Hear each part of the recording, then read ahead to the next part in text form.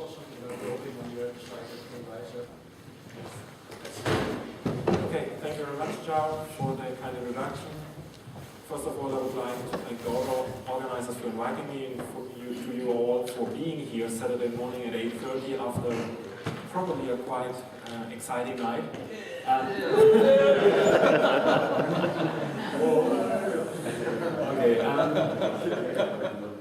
My name is Moritz Riede. I'm from the Technical University of Dresden, Institute of Applied Photophysics. And since it's Saturday morning, I thought I'll start with some results at the beginning to keep everyone interested. So, as you might have noticed, it's 2-1. A little bit unlucky for the Brazilians with their own goal, but still, Netherlands are one further, so great. And the last match actually just ended half an hour or an hour ago after penalties with 4-2 for Uruguay, who kicked out Ghana. So those two, Netherlands and Uruguay, will meet in the semi-finals. I'm not quite sure when the match will be, but when did you prepare your talk? last minute as usual. Okay. Well, now going to a little bit more to the science side. Of course, this work was not done by myself alone. I would first of all acknowledge the Organic Solar Cell Group at our institute, and Professor Leo, and the great collaboration we have with Heliotech, one of our startup companies. And there are a whole lot of people being involved there in the work, which I'm going to show. They were basically, Martin Pfeiffer was one of the leading inventors of the PIN concept, which I mentioned during my talk. Brief outline, the PIN concept, that's where doping comes into play, which Yao already spotted on my slides. And then I will go into the topic of what's happening or what can be done after single heterojunction solar cells. Still, Saturday morning, early, just to keep everyone along in the talk. And since this talk will focus again more on the device physics, so actual solar cells, quickly introduce again the brief history and the main concepts. Everyone's aware of the first breakthrough was kind of 86 when Qingtang published his planar heterojunction. Phthalocyanine and parallel derivative evaporated on top of each other such that excitons can efficiently be separated. We heard about the steps: light absorption, exciton generation, exciton diffusion, some ominous step at the interface, which is still under heavy discussion, charge separation, they're going out. And the second breakthrough was early 90s, when people recognized, well, we don't have to stick to the planar heterojunction anymore, but we can actually mix it in some arbitrary way. The first mixed heterojunction I found was from Hiramoto in Japan, who did co-evaporation, and shortly after this was done for solution processing solar cells as well. Whoever's interested what happened before Qingtang published his results, I can recommend the paper by Chamberlain. It was published in '83, so 3 years before the publication of Qingtang, and it's called Organic Solar Cells, a Review. Fullerenes are not in there, but a couple of other molecules which are still being used already show up in there, and he actually mentions Qingtang's work as well, because it was patented way before Qingtang actually published it. Interestingly enough, I think the introduction could be copy and pasted to a current paper saying how important it is and that we will reach 10% at some point. I'll probably show some things how we can get there. Okay, classification of organic solar cells. About 90% of the world community in OPV are probably working with solution processed solar cells. So it's mainly polymers, spin coating, printing, all the advantages. High production speeds are possible. It's a room temperature process and the leading startups in the world. You probably all know them. Konarka, Solarmar, Plextronics. I'm not sure whether the Konarka bag is still around. He's had it with him with a printed solar cell. But there are other routes as well, and I would say the second major route is making the organic solar cells from vacuum. So pretty much you can deposit the organic layers by vacuum sublimation. It of course only works with small molecules, so this is our soccer ball. It has a couple of advantages as well. Clearly you can easily evaporate layers on top of each other, as Qingtang has already shown. You can purify the materials to a high degree, and a small plug. I would consider the leading startup in this field our spin-off. Device preparation, just to briefly describe how we make our devices at IAPP. The layer by layer deposition. We've got two crucibles, organic materials is being filled in there. Two independent thickness monitors, so we can do controlled co-evaporation of the materials. And where we do that is from simple chambers, pretty much a turned over cooking pan with a window, a couple of sources underneath. It's a cluster tool where the chambers are independent and coupled through a handler unit and going out into a glove box. Or an R&D tool where we've got one single chamber where we can deposit on 15 by 15 square centimeters. As I said, we can deposit multi-layers on top of each other. So this is the structure Qingtang was using, donor, acceptor, and between two electrodes. This is the standard device structure most of you are familiar with from solution-processed solar cells, so ITO, then a spin-coated p-dot layer, then bulk heterojunction, and a cathode on top of each other. But in evaporation, usually understacks are being used, either a simple planar heterojunction with an exciton blocking layer, which was used by forests and humans to block excitons from being quenched at the cathode. And of course you can get arbitrary complicated stacks. What's shown here on the right is a PIN stack, which I will describe a little bit more, but basically with the active layers you can make a combination of a mixed planar bulk heterojunction to have this layer thickness at the exciton diffusion length, and you can still of course get efficient exciton separation there. Now we'll describe the PIN concept a little bit more in detail because it's, I think, the core of all the work we're doing in Dresden, both in OLEDs and organic solar cells. Here it's shown a p-doped hole transport layer and then deposited first, so it's a hole transport which is doped. I'll describe that a little bit more in the next slide. The photovoltaic active layer is sandwiched in between, and then we've got an n-doped layer, electron transport layer. A couple of molecules for the chemists in the audience. I won't show any reaction schemes, but at least some chemical structures. Those are wide gap hole transport materials. They've got the HOMO around -5 to -5.4 and 5.6, depending which material you use. That's one of the standard dopants with which all the work pretty much started at 4 TC and Q. They're deposited here, co-deposited at a few weight %. The photovoltaic active layer, there are more materials available in the polymer world, which are investigated, but more and more in the small molecules appear as well. And the two standard tools, so basically if you think about P3HT, PCBM for small molecule solar cells, then I would point at phthalocyanines C60 as the standard workhorse for still many of the investigations.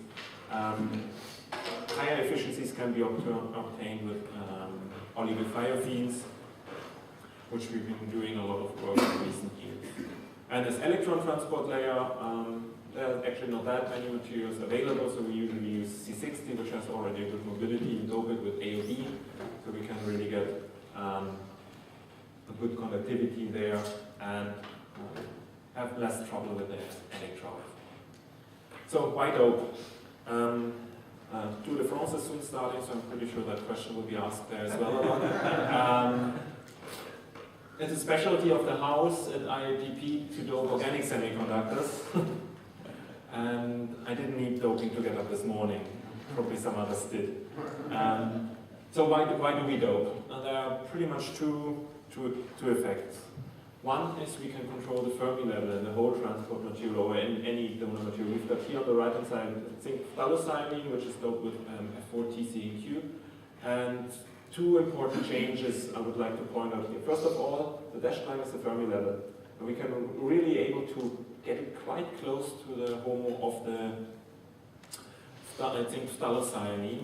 So we can shift it around depending how we dope it. And the second thing is we've got a work function of ITO around 4.7 electron volts. The ionization potential of zinc phthalocyanines is a little bit low with 5.3, but it's definitely around that area. And we get a small space charge region of 5 nanometers, and that's still enough for charge carriers to tunnel through. So we don't get charge injection barriers there. The second is, of course, if we dope it, as is well known from inorganic semiconductors, we increase the charge carrier density, and thus we increase the conductivity. And what's shown here is how the conductivity varies over several orders of magnitude by small changes in the doping ratio. And this leads to a couple of advantages in general, but if we use it with corresponding materials in the TN concept, we can actually get quite close to the ideal solar cell structure, I would say. We've got the photovoltaic active layer, here shown under illumination, where the quasi-Fermi levels split, so electron and hole densities in the respective materials. We can use, if we use wide gap materials, which don't absorb in the optical region, we can have transparent window layers here, and dope and get or collect the charge carriers at the respective energy, and we of course have exciton blocking, and electrons cannot go this way. So from Fermi level control here, quasi-ohmic contacts to the electrodes here, and the conductivity increases several orders, so we can play around here. So we get a high degree of freedom for making our devices, and that's very, very important for optimizing materials, for being able to work with different materials, and being able to separate the active region from the electrodes and really be able to work with it. Short example shown here is planar heterojunction with this oligothiophene, C60, Depen. The HOMO of this DCP5T is around minus 5.6 electron volts, so contacting it with ITO would be a little bit difficult. That's why we've got the whole transport layer in there, but we still get this S-kink. The results are not too bad. It's an open circuit voltage of around 1 volt. Efficiency is okay, but the fill factor shows some kind of barrier at the interface.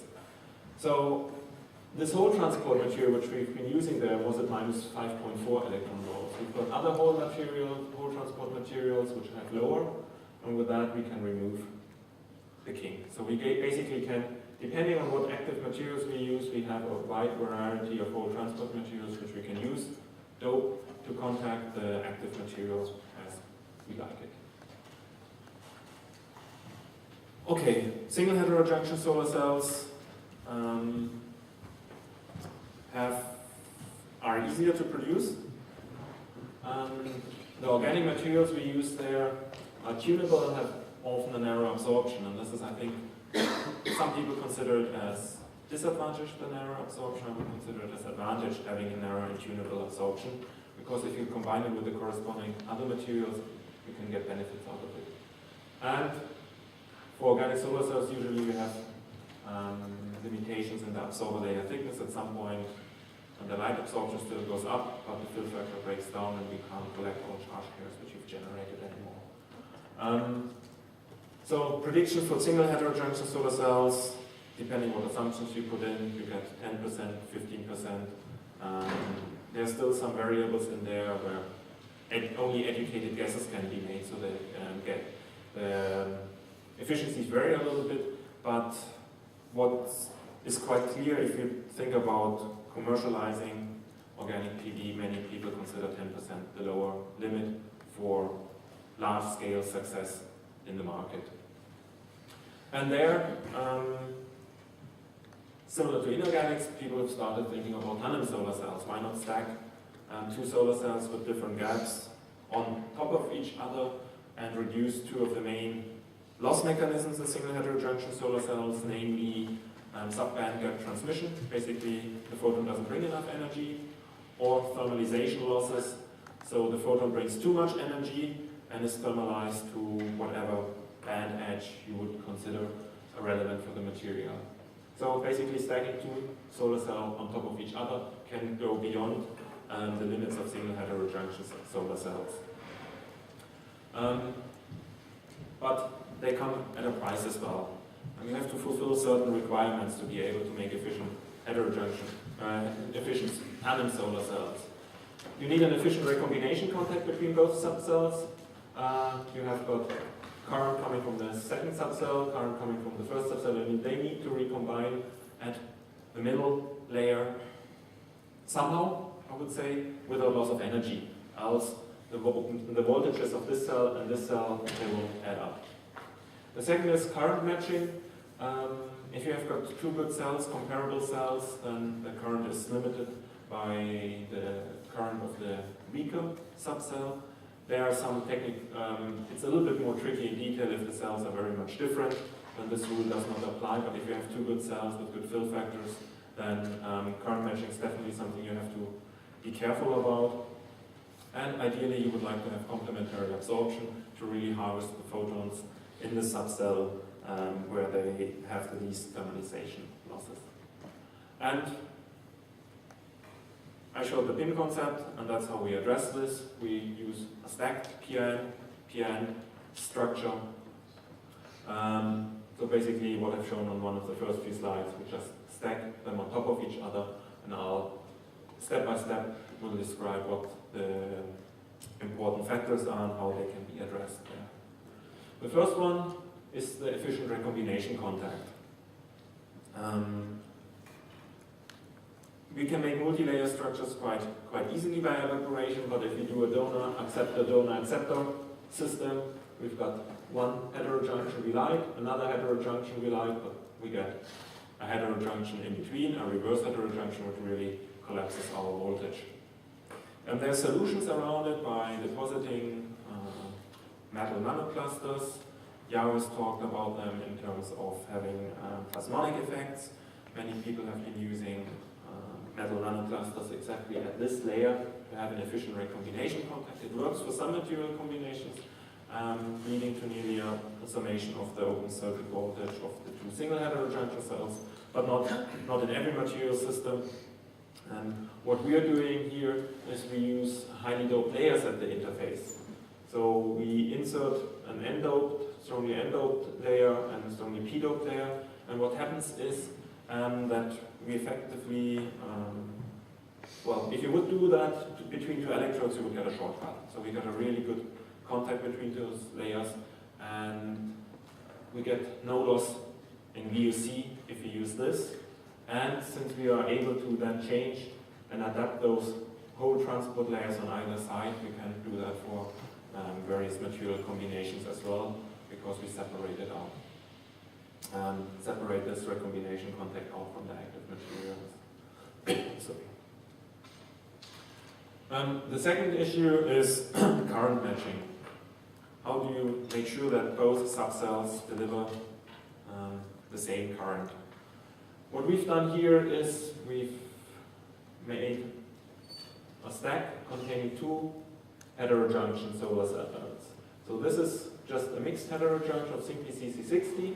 On top of here we've got a combination of a mixed part and a pristine part of C60. So we've got two subcells stacked on top of each other, and we will change them. All we did is we changed the thickness of the whole transport layer. And you don't need to do much science and maths there. You can look at the samples and you see that they behave differently, or that they will behave differently. This is our substrate layout, so we've got 4 pixels down here, and you can see the nice green for 0 nanometer spacer. Increasing the spacer thickness leads to a quite different picture. You can see that suddenly it's become yellowish. Although it's the same absorber material, same thickness, nothing changed there. They were produced in the same run. All the difference is the spacer layer. And if we look at a thicker spacer layer, then it's dark greenish again. So we were able to look along, there were 16 cells being made, so we were able to look along the rows and line columns and could see the gradual change from dark green to yellowish to green again. And that quite strongly points in interference patterns. So basically we've got thin film devices, we've got a highly reflective back electrode here, so we get standing waves. And we looked at that with optical simulations, and there were already some talks, or one talk about optical simulations. Here we have the first subcell, that's transfer matrix algorithm. The NK values were measured from transmission and reflection. So we've got here the first subcell, absorption rate of the photons, and the second subcell. Here's C60, here the heterojunction, here's the second subcell. This peak is here from the recombination contact, which is NC60. So what you can see here is a kind of shape already pointing out the first standing wave for the materials. If you now increase the spacer thickness, it becomes quite obvious what happened. We've moved this subcell at a place where there's an interference minimum. So the light intensity is actually low. So it cannot absorb as much as it would be if it would be at a place with higher light intensity. And as expected from interference pattern, you get some periodicity. So if you move it further, you can go into a second maximum. That's where the cell started to absorb again, or was able to absorb more because it was at an interference maximum. Now, that just tells us about the absorption. What about the current?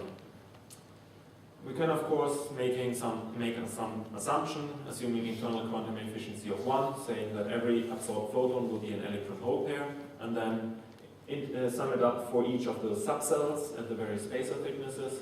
And that's what we did. Is what you can see here. This is the short-circuit current density from both subcells, from either subcell, assuming internal quantum efficiency of 1. So as expected, this subcell hardly changes, only small change in the 660 part and up here, so it rather stays flat. However, the second subcell, which has moved away from the mirror, shows very, very strong variations. So that's a factor of 3, which it can actually deliver as current. I'll quickly show some IV curves before I go back into how that translates into the characteristics along the whole spacer series here. The IV curves in dark are looking pretty much the same, no matter how thick the spacer is. So the spacer works. Fill factor looks okay. The red one is for 0 spacer, so where there's just the recombination layer. 62 nanometers is some spacer, so the short circuit current just goes down, and then it recovers nearly 836 nanometers in a forward direction. There's hardly any difference. So it's really limiting. The second subcell down here is really limiting the devices. So far I've been speaking about identical subcells.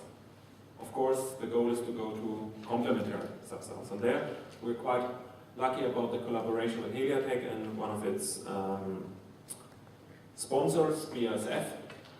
So those results and the following results are coming out of the collaboration between Heliatech and IAPP. You can see here the absorption of the 2 compounds we'll be using. The one is the oligothiophene derivative, absorbing in the green, and the other one is the red dye being provided by BASF.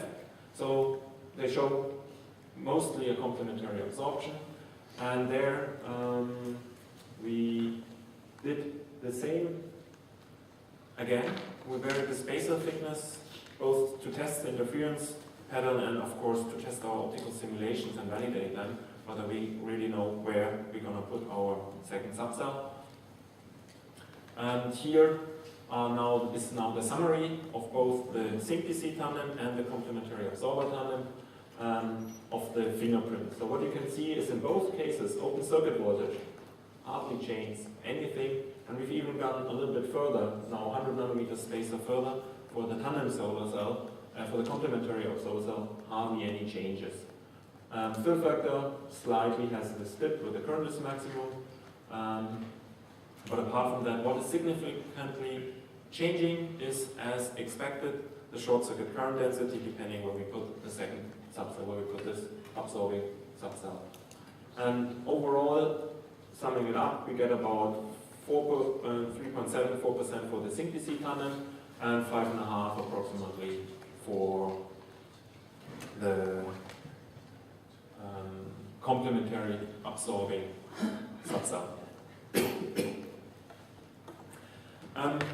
I've shown that the optical or the optics have such a big influence on tandem devices, whereas single heterojunction devices usually are not that much dependent on the interference pattern you use it, but it's not playing that or doesn't have that significant influence on the device performance. People always ask, so what's happening under oblique incidence angles of light?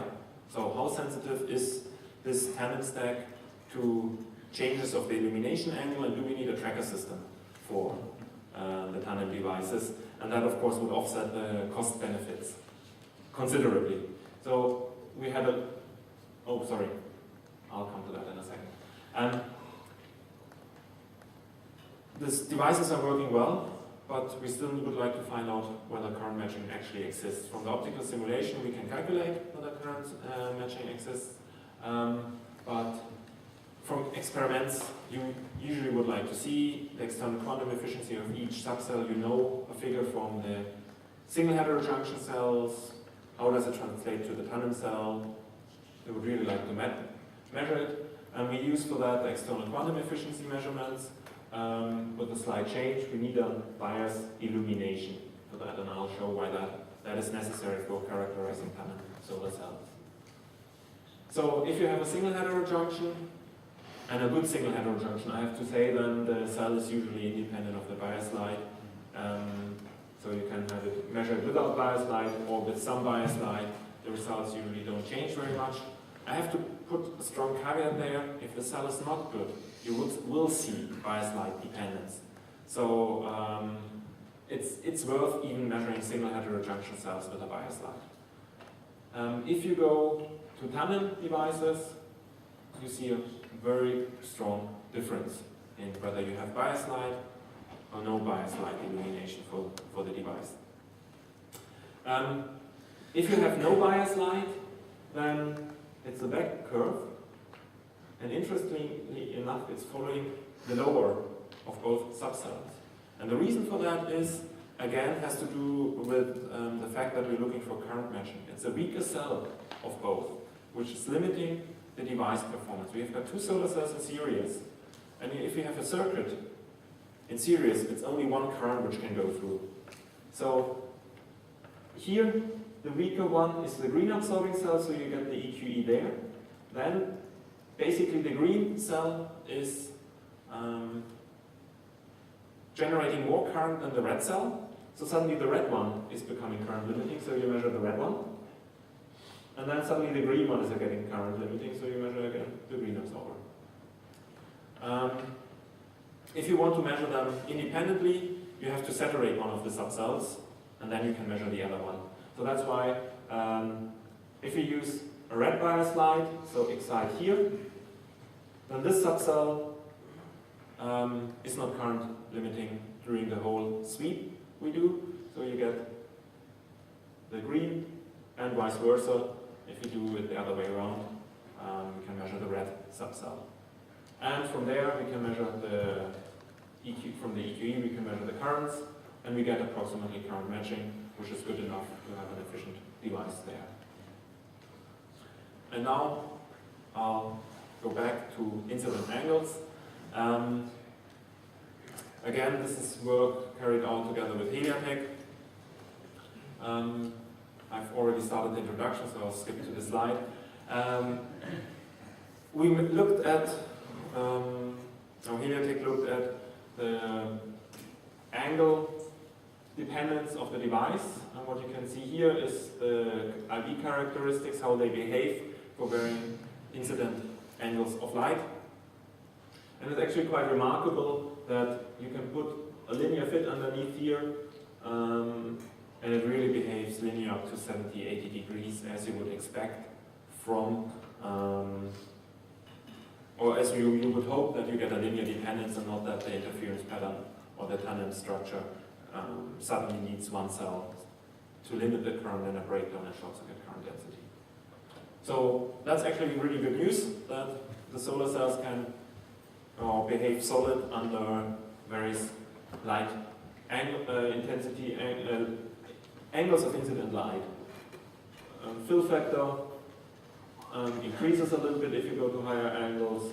Open circuit voltage at some point will break down, of course, because you don't have any light anymore in the device, but apart from that, the efficiency follows nearly the linear behavior as well.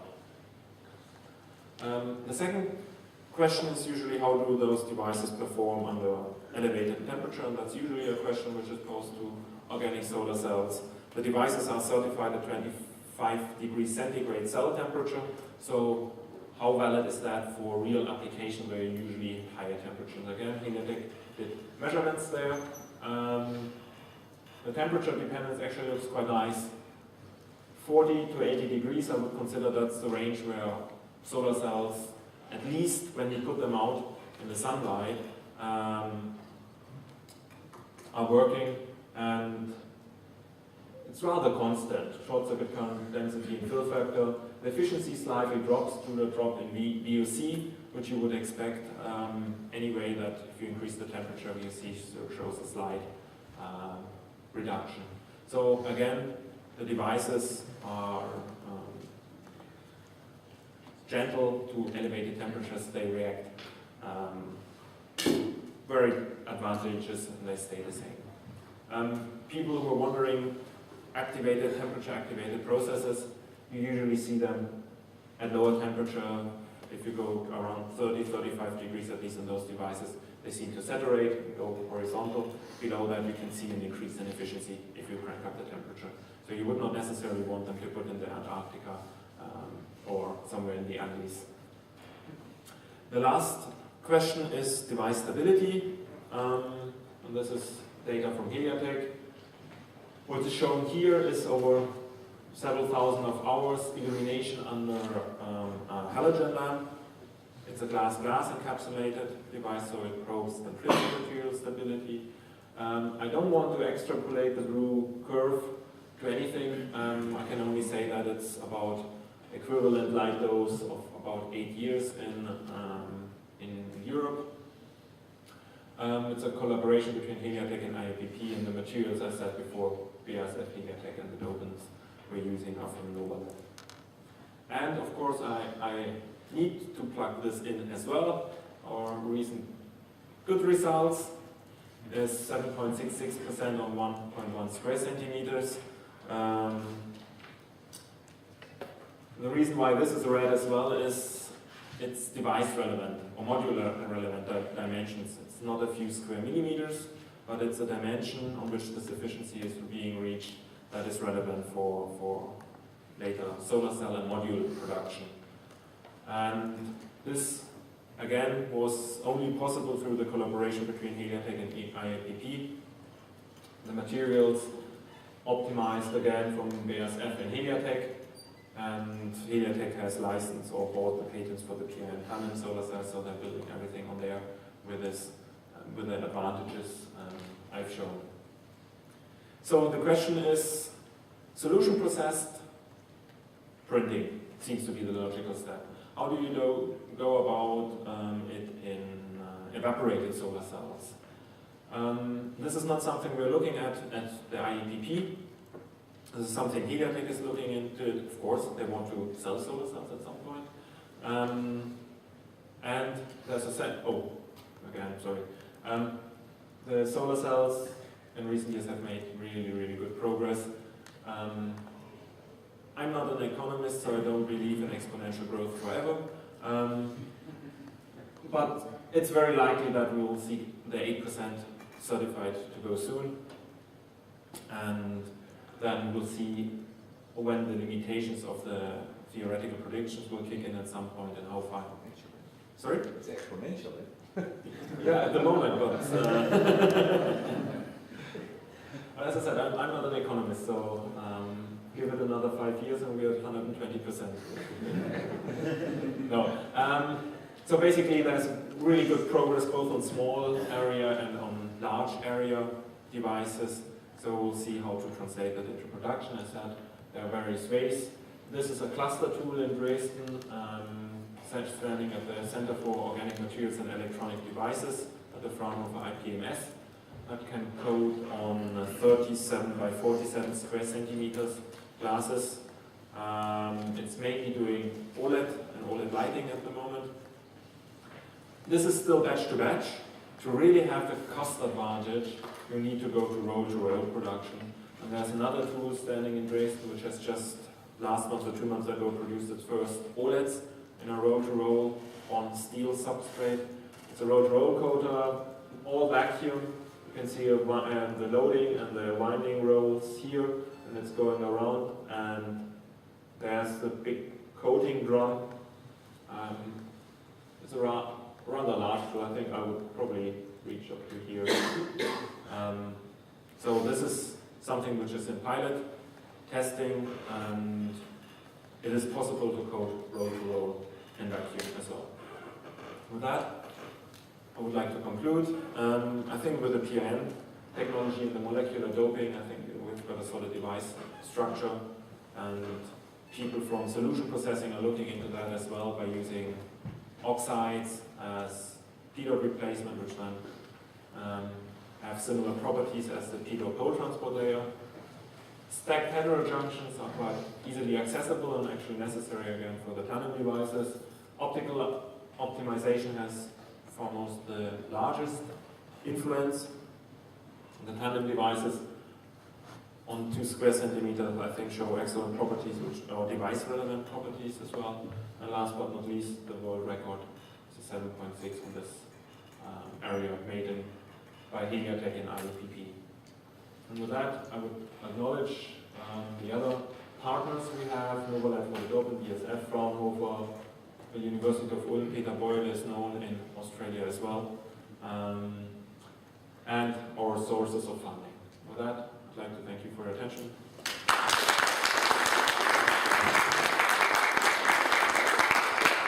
And for staying awake. Well, thanks for being excellently on time, so we have a lot of time for questions. Gary? I'm sure you're not allowed to tell us the structure of the BASF red absorbing dye, but if I were to guess, I would guess that it's a parallel derivative, high electron affinity parallel derivative, and you mix it with C60. So I'm taking my question down a long path. Can you tell us more about that dye? Can you tell us it's not a parallel? I will be able to tell you soon, as I wrote on the slide, that the publication is in preparation, but I'm sorry, Gary. It's not a parallel dye. It's not a parallel. Okay. Next. Next, yes.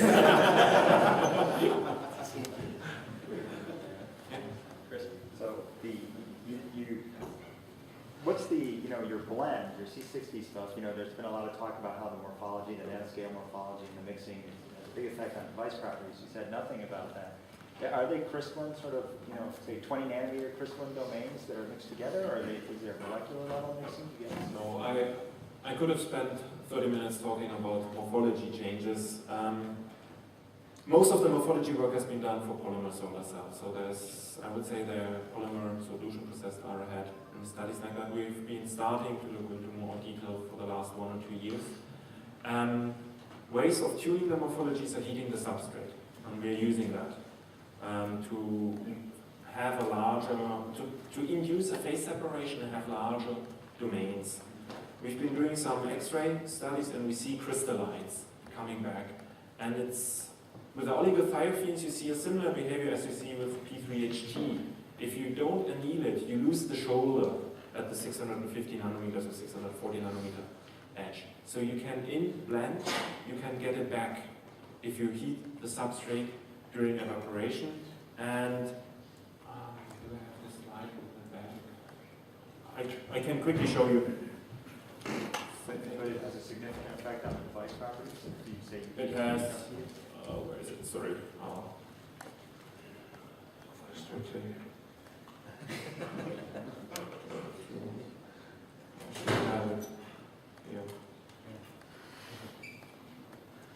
So here you can see morphology studies. Those are the two compounds, an olivine 60 derivative and fullerene C60. And if you deposit it at room temperature, very smooth surface, you probably can see the crystallites of the ITO even through the C60 and the mixed layer. It's 15 nanometers C60 and 20 nanometers of the mixed layer, 2 to 1. And if you heat it, you can see from the surface morphology already a larger structure, some surface roughness is going on. So there is a phase separation, you see signals coming up in the X-ray diffraction, and it has a significant influence on the device properties as well. So here is the solar cell result, room temperature, and if you heat it, you get something like this. So pretty much you can translate what you see from the solution processing if you can control the morphology. And there's much work going on there right now, both preparation and from the molecular structure. I'm always interested in the optimal modeling that goes on in these structures, and in the transfer matrix approach, you clearly put in there all of the dispersion and refractive index and extinction coefficients for each of the layers. That's very tough to do. And then you do an integrated calculation of what the absorbance is between 300 nanometers or 700 nanometers or whatever the window is. Yeah. If you get that dispersion wrong, it can have a very dramatic effect on where you place that subcell, right? Yep. There it is. Well, N and K values, I think everyone agrees that are a tough issue in organic semiconductors. We get them from transmission and reflection measurements, and if we have the chance, we try to validate them with ellipsometry measurements. We are now going back the other way of validating our optical simulations by measuring the absorption and reflection. So we basically then go back and look what have we predicted and what do we measure. And that seems to fit quite well. Okay, so you then back that out of the single layer measurement. And no, we do reflection measurements of the whole stack. So, of course, if we extract N and K values from a layer, we usually use absorption and transmission data. So we have this data then to go back and fit the single layers. But we also go and look into the reflection of single devices and tandem devices. And since we've got quite a few layers, it's becoming tricky.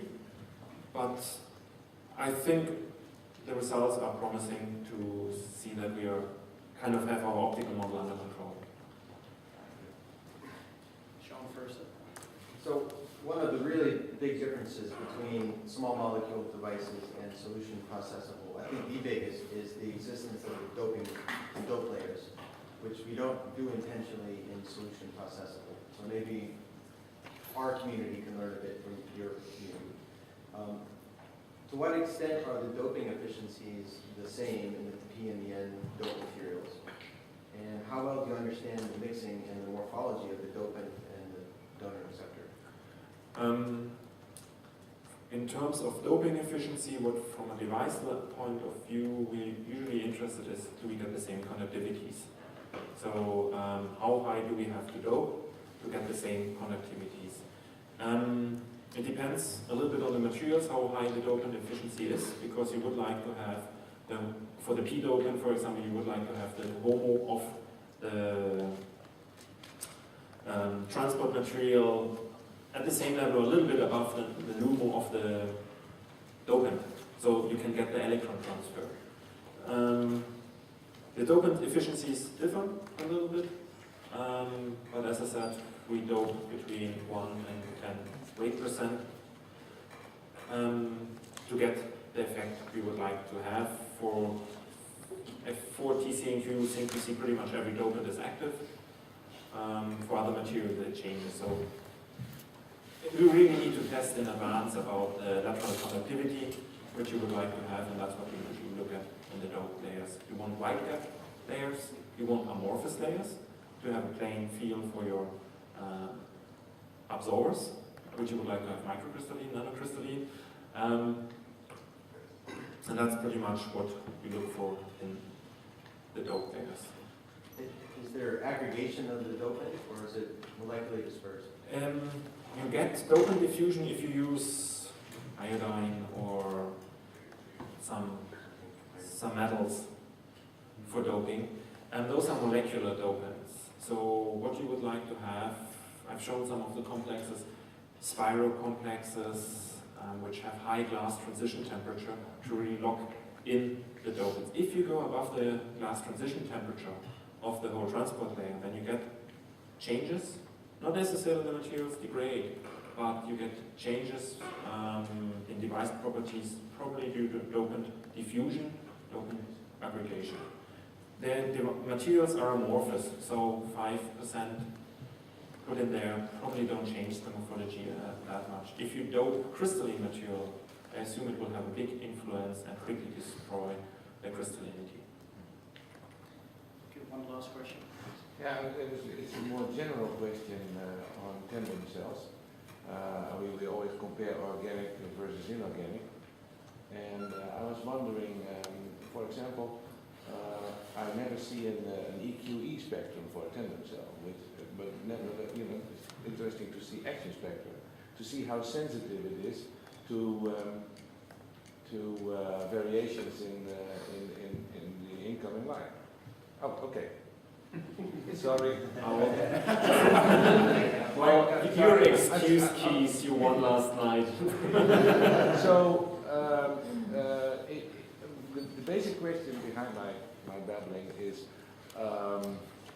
is there any difference in sensitivity to deviations from your optimized situation?